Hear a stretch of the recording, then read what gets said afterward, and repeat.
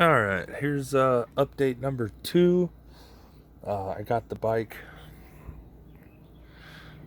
stripped down the rest of the way and cleaned.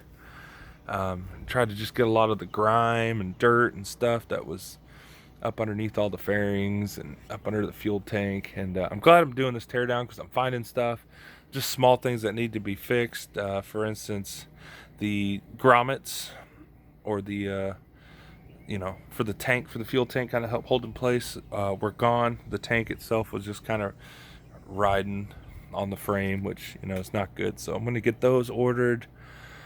Uh, Again, on my first video, I talked about a lot of the other things I'm going to do, and at this point, I haven't found anything else major that I'm going to do to it. Just getting it cleaned up. I'm fixing to start sanding some of these fenders down and stuff, and get those prepped for paint as I wait for some of the parts I have ordered to come in. But yeah, it's coming together. I found a stock exhaust.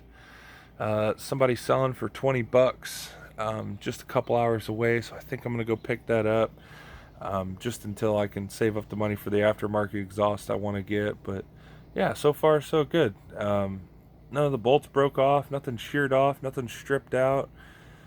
Um, yeah, so far I'm still really happy with everything, and I'm excited about getting this beast cleaned up and put back together.